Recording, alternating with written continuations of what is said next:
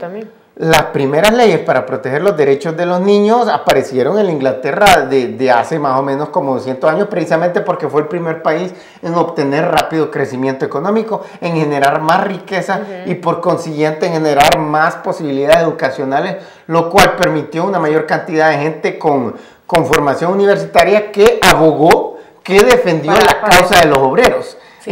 Desde el punto de vista laboral. Vemos que ahora en varios países se está dando eso, lo que es los derechos a los niños, pues. Es obviamente, y se ve injusto que un niño de 5 años, en vez de estar jugando, corriendo y estudiando, esté trabajando, pues. Así es, aquí en Honduras miramos una infinidad. Como los tiempos van cambiando. Van cambiando porque hay crecimiento económico, no porque cambie en sí mismo. Si analizamos la historia económica. Porque hay otras necesidades, surgen otros trabajos, surgen otras medidas, más derechos, más deberes, por decirlo así. Cuando analizamos la historia económica de los diferentes países, miramos que, por ejemplo, durante los 1000 años de la Edad Media, o sea, como del siglo V después de Jesucristo, sí, hasta como el siglo XV en Europa, la explotación de los obreros era brutal. La mayoría eran campesinos y entonces casi toda la población trabajaba del agro. Que se implementaba lo que era la cultura del aprovechamiento, por decirlo así. Claro, pero miramos que en ese momento no había crecimiento económico en Europa. Y precisamente pasaron 1000 años en donde la explotación de los campesinos, de los siervos de la leva, como se llamaban, fue masiva y abusiva.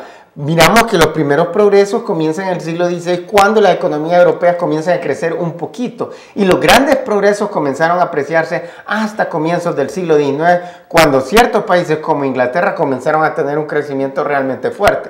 Entonces, miramos que lo fundamental para que los obreros de un país tengan buenas condiciones laborales, tengan salarios altos, es acelerar esa tasa de crecimiento. Sí, vemos cuando cada país tiene un crecimiento económico alto, estamos viendo que hay cambios, hay beneficios, hay todo esto, doctor.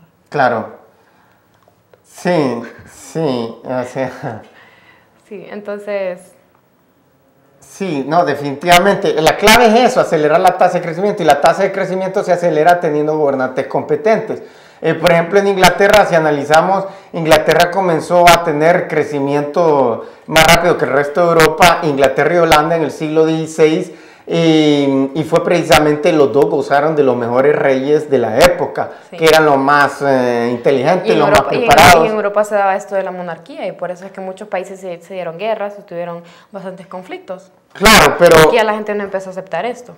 Claro, pero miramos que, por ejemplo, en el siglo XVII, Holanda e Inglaterra todavía salieron más adelante, le sacaron más ventaja a los otros países europeos y al resto de los países del mundo, y estos fueron los primeros países que derrocaron a sus reyes, les cortaron la cabeza, instituyeron el sistema parlamentario, en donde ya no era una persona... Ya era democrático. Ya era un sistema democrático en donde gente que era más preparada y más inteligente que los reyes comenzaron a gobernar el país. Inmediatamente miramos... Aunque aún así los reyes tenían una obligación, ¿verdad?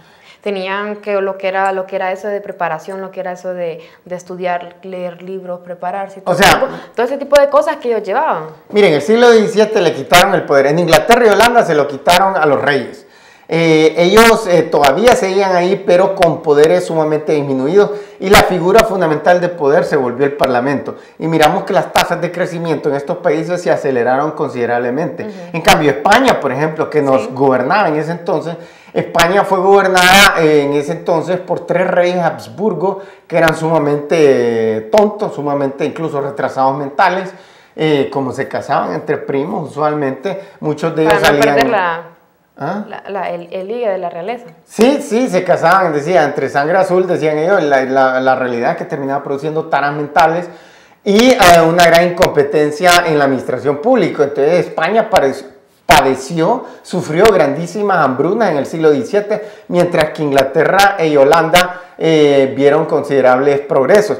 Entonces, este fenómeno lo vimos todavía más en el siglo XVIII. Países como Francia también le cortaron la cabeza a sus reyes y pusieron gente que era más inteligente y más preparada. Y miramos que Francia inmediatamente comenzó a obtener tasas de crecimiento más rápidas. Que hasta Francia estamos viendo de que tiene casi una estrofa dedicada a nuestro himno nacional.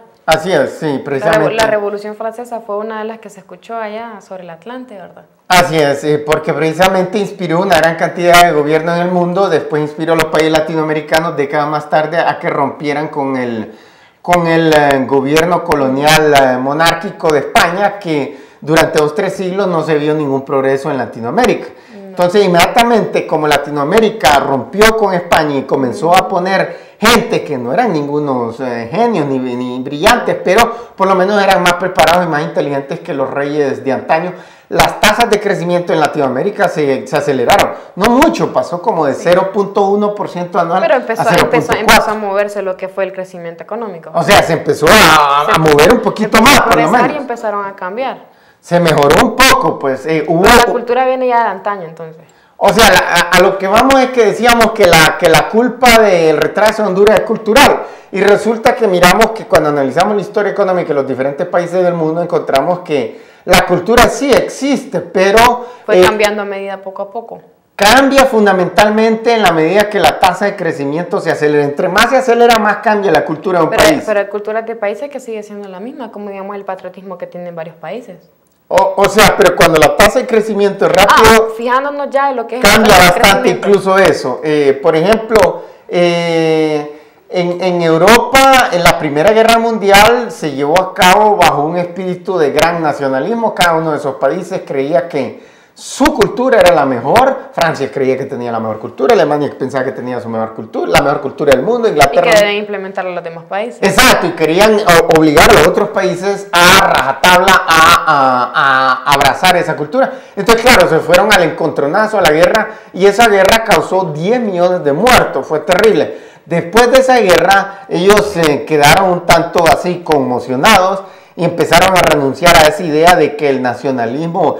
Pero a todo esto, la tasa de crecimiento en el siglo XX en Europa fue la más rápida de toda la historia europea. Hemos visto gigantescos cambios al punto que hoy la mayoría de los países europeos son muy poco nacionalistas, pese a que por siglos y siglos sí eran fuertemente nacionalistas. Pero manejan otro tipo de cultura, pues.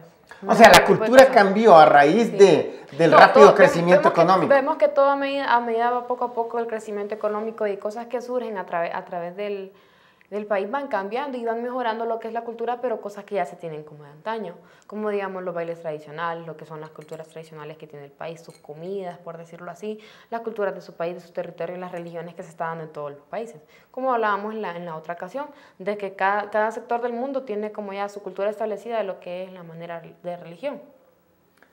Sí, bueno, pero la religión también varía mucho en función de la tasa de crecimiento. Por ejemplo, históricamente han habido mucha situación conflictiva entre religiones, por ejemplo, en la Edad Media, cuando estamos hablando de ese periodo después del derrumbamiento del Imperio Romano hasta el Renacimiento.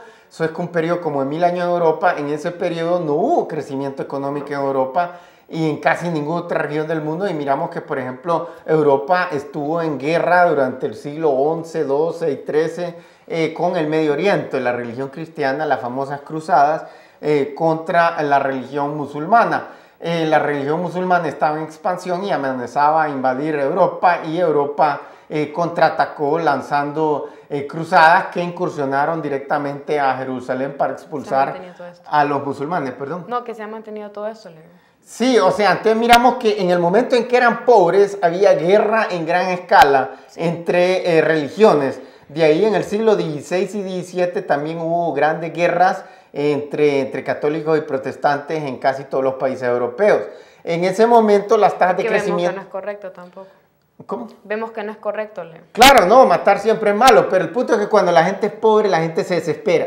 Sí. Entonces miramos esta gran actividad guerrera entre ejércitos protestantes y católicos y un gran derramamiento de sangre, precisamente porque la gente era pobre, el desempleo era masivo, las epidemias eran constantes. ¿Por qué? Porque no había crecimiento económico. Sí, vemos que lo que es el crecimiento económico se basa y rodea todo lo demás. Exacto, el crecimiento económico tiene un efecto multiplicador positivo, un círculo virtuoso, sobre todo disminuye la violencia dentro de un país en todos sus aspectos. Entonces, lo que queremos, lo que un país debe de procurar a más no poder, lo fundamental es acelerar esa tasa de crecimiento. Ya tasa de crecimiento la acelera el presidente de la República, porque él es el que decide la política económica. Y es por eso fundamental no seguir eligiendo presidentes incompetentes y corruptos como los que han elegido siempre en Honduras. Sí. Vemos que este tipo de cosas pueden cambiar y la cultura de las personas puede cambiar.